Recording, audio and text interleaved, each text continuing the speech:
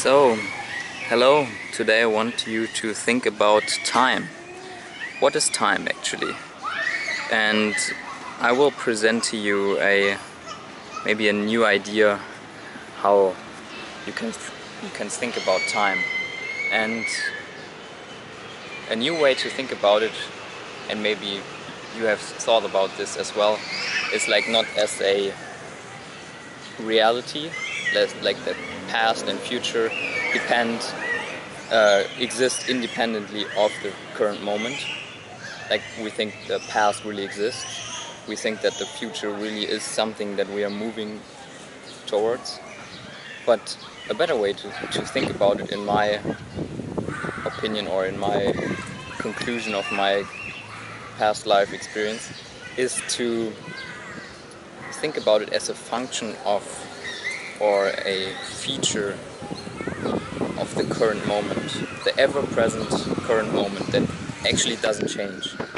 So maybe that you can never go to the past. This is obvious, but we don't really consider this when we think about time and what it means. We have this feeling because our memories feel so real that we feel, yeah, time really exists. We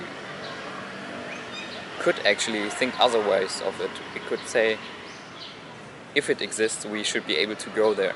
But from your experience, you will see there's always now, and if you experience the moment itself, you will see there is nothing actually that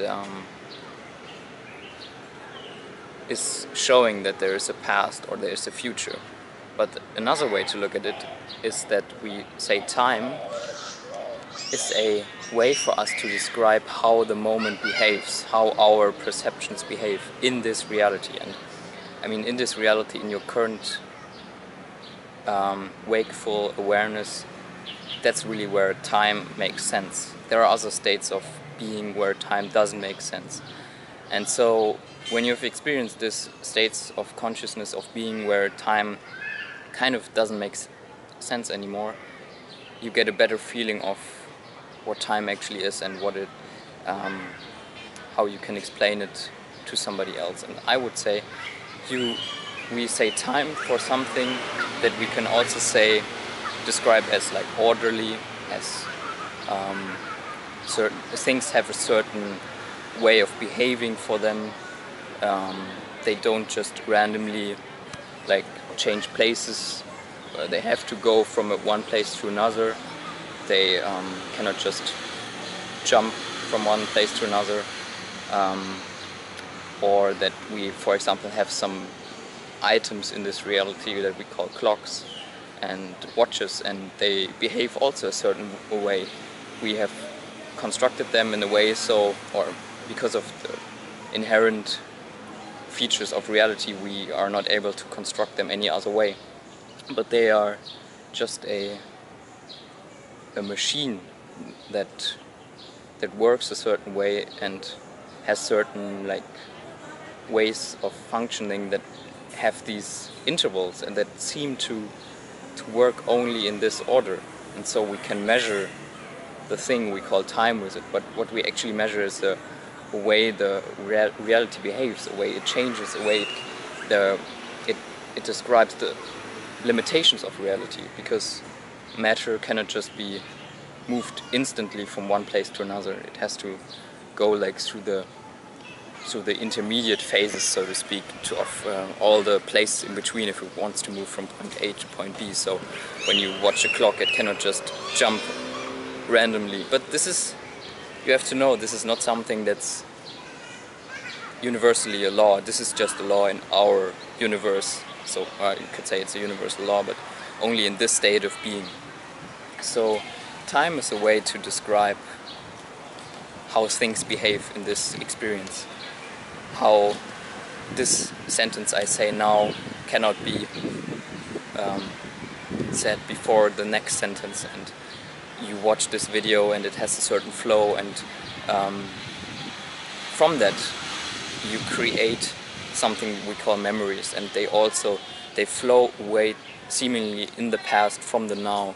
So this also has certain qualities. It just isn't randomly, but this is just a function of your brain. Again, it's just the way you access these informations. You access them linearly, not in a like simultaneous way. You just access one memory at a time, and then the next, and then maybe you jump to another one before. But that you can do because all those memories are actually stored at the same time in your brain. So you could say the past and the future, like your imaginations about the future, they all exist simultaneously.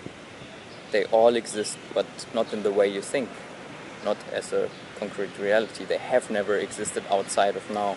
They only seem to because your memories are so... you know the difference between a memory and a real experience, but they are still kind of real. They are real on another level, and this makes them feel like there is a past.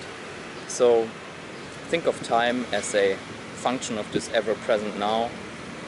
Observe your reality, see how this is actually true, how we just have laws of nature, so to speak, that this how this reality unfolds.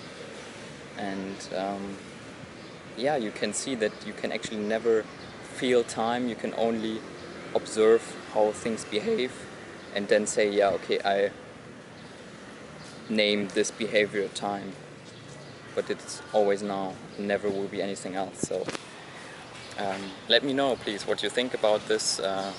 Does it fit into your understanding of reality and time? And please add your comments and questions below.